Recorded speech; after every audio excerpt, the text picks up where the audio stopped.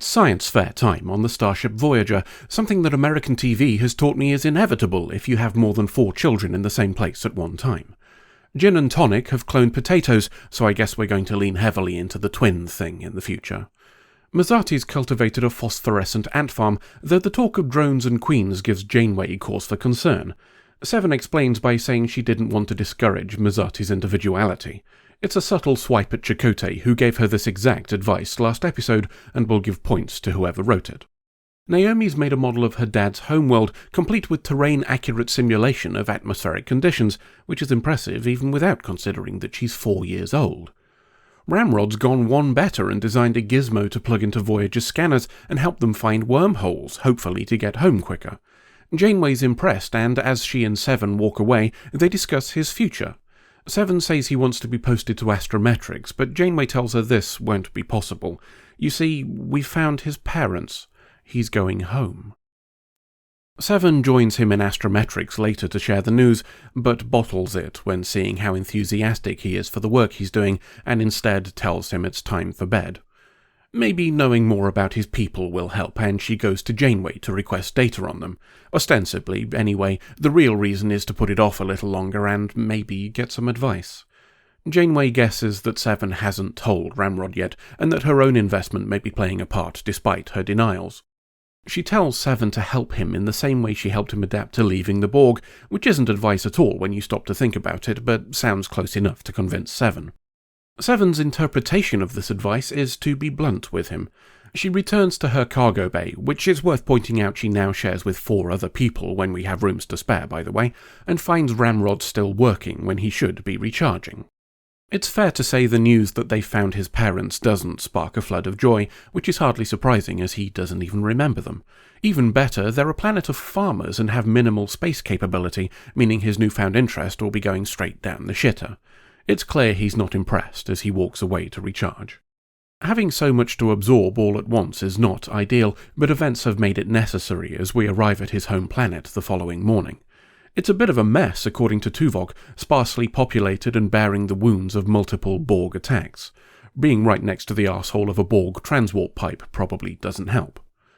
We teleport down with Ramrod to meet his parents in what passes for their version of a bustling metropolis.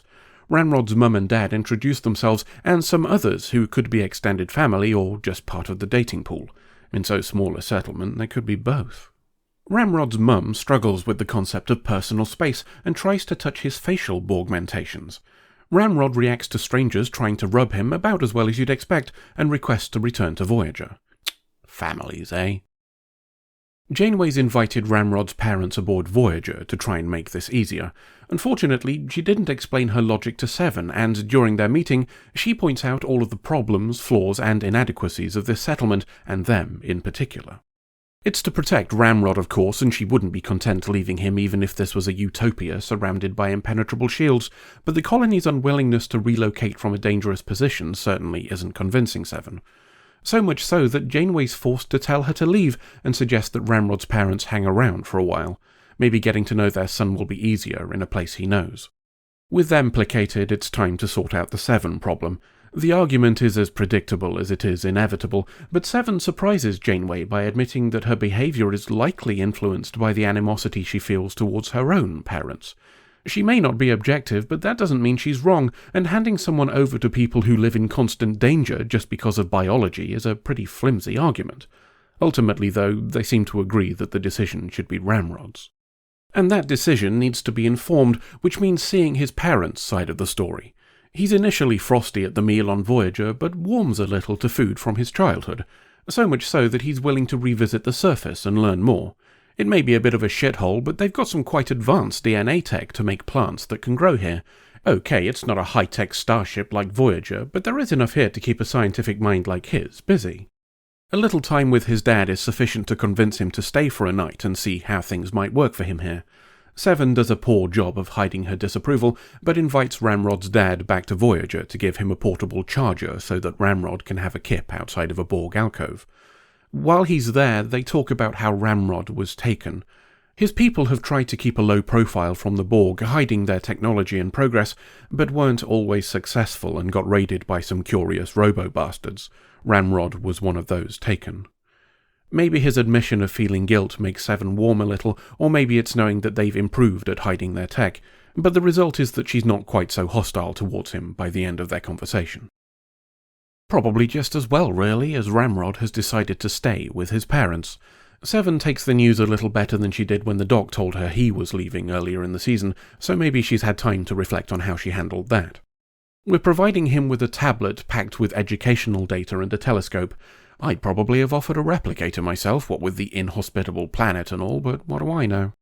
The departure isn't as well received by the rest of the Borgettes, and Mazzati has trouble sleeping. At least there's space now, so Seven's in there to comfort her. She keeps worrying about Ramrod and how he might get assimilated again.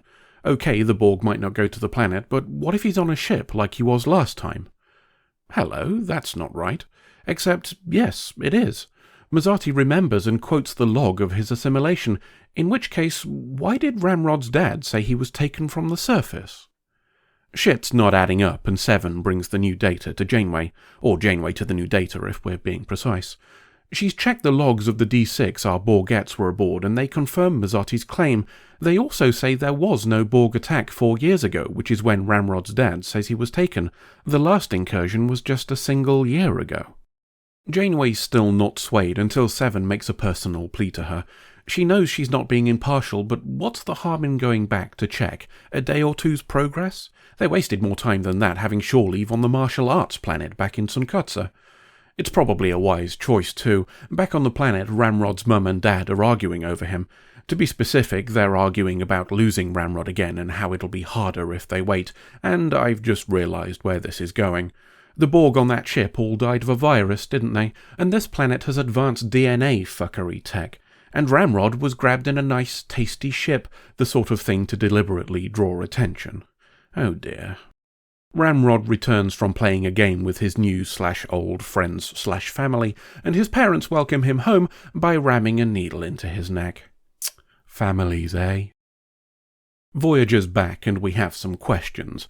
Ramrod's parents aren't feeling particularly talkative, nor do they intend to let us talk to Ramrod himself.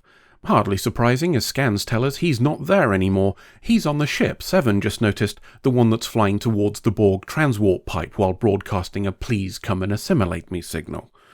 Janeway figures out what we did a couple of scenes back and accuses Ramrod's parents of using him as bait and a weapon. They try to explain that they don't have guns and ships like we do, and how this is the only means they have to fight back. Fuck those dickheads though, we're off to save Ramrod. We'd best be quick about it too, as Tuvok says there's a Borg ship on the way. We can't teleport him out because science reasons, so we move in closer. We manage to nab him just as a Borg tactical testicle appears and starts pulling us and the bait ship in. Pooping doesn't help, but Seven has an idea. We'll stick a firework on the bait ship and leg it when it kabooms inside the battle bollock. We fight the tractor beam to make sure the bait ship goes in first, and when it kabooms, we make ourselves scarce, leaving a heavily damaged Borg ship. I wonder if it went to Ramrod's planet to collect some replacement drones. We're in sick bay, and the doc explains that the injection we saw wasn't the virus, but just sleepy time juice. Ramrod himself is producing the virus and was engineered to do so from birth. The doc stopped it now, but we've just gained an elephant to talk about in a minute. Anywho, Janeway points out that this whole thing is going to be quite the headfuck for Ramrod, and wishes Seven luck in dealing with it. Sucks to be you. A little later, Ramrod is in astrometrics, not stargazing this time, but using big screen mode to look at genetics, specifically his. Curiously, Ramrod can see things from his parents' point of view and how they were trying to defend themselves, an observation that takes Seven by surprise. She tries to explain that what they did was wrong, but doesn't entirely succeed. I suspect Ramrod will be joining the shit parent support group with B'Elanna, Paris, and Seven. It's time to recharge, but he wants to continue studying. Considering the day he's had, Seven thinks he's earned the choice, and we leave him examining the ways his parents fucked him over as we fly away. We'd best address the elephant. We learned in Collective that the virus which buggered up the Borg on that ship attacks any cybernetics. If that's the case, and Ramrod was engineered to constantly secrete the virus, then why is he alive? All the other Borgettes, for that matter, or Seven, and possibly Kim too, for the reasons we covered in the summary of Collective. The doc says he can switch it off now he knows about it, but that doesn't explain the time before. We explicitly state that the injection used in this episode was just a sedative rather than the virus, and I'm guessing the reason for that is because if it's not just Ramrod who can carry the virus, there'd be no reason to use him specifically as the weapon again. But we could have solved that problem by saying the virus he carries is naturally dormant and needs the injection as a catalyst to trigger it for X amount of days or weeks or whatever. That'd cover Ramrod needing to be the one to act as bait and explain why the virus was inert after the crew of the Borg ship all died.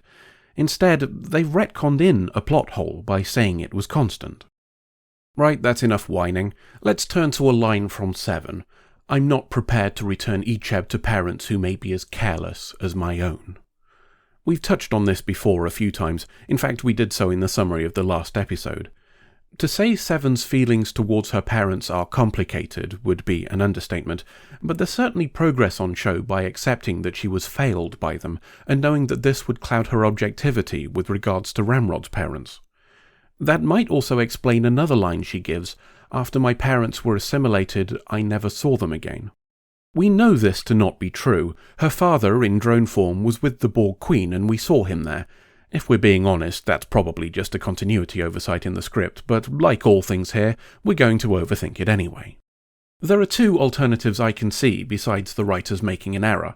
Either Seven has entirely disowned her parents as a result of acknowledging their behaviour towards her, or she considers drones as being a different entity to their pre-assimilation selves.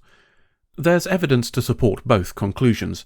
She refers to the drone of her father as Papa when she sees him, which would point towards the disowning argument.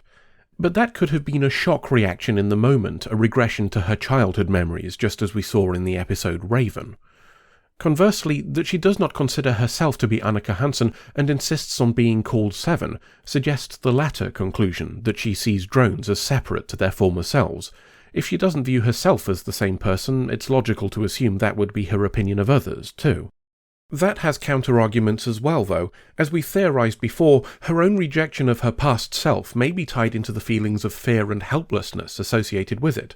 She potentially has even more reason to reject that past now if she's concluded that her past self was wronged by her parents. She may even have explored the idea that their lack of focus on her well-being was something to do with her, that she wasn't good enough to be worth protecting. She's got a spicy brain after all, and we're great at blaming ourselves for the shitty actions of other people. We don't have enough data to make a decisive choice either way, or to be sure that we're not just pulling both of them out of our arses for that matter, but I think it's better that way. Definitive answers are frequently a death knell to imagination. One last thing. I liked that it was Ramrod's dad who was the one hesitating to use Ramrod as a weapon again. It's a little thing, but media is awash with shows that play to the mothering instinct stereotype, so having Ramrod's mum be the one arguing in favour of sacrificing him again is a pleasing switch. A shame it's brought down a touch later by Janeway referring to Seven's maternal instincts, but we'll take the little wins where we can find them. End of episode. I don't think just changing his name will do it, but you might be onto something there. Just like Tuvix, I reckon she'll kill him to save people she actually likes. So you're saying we need to create a situation where she has to choose between him and basically anybody else on the ship? Pretty much. And how are we doing that? I don't know, but organ harvesting? In just someone that he'd be a compatible donor for. She said before that she won't take a life to save another. Yeah, and she told that other captain that she's never broken the Prime Directive either. Janeway's approach to truth is like Neelix's approach to preparing food. He tells people that's what he's doing and he might even believe it, but that don't make him right. Woof.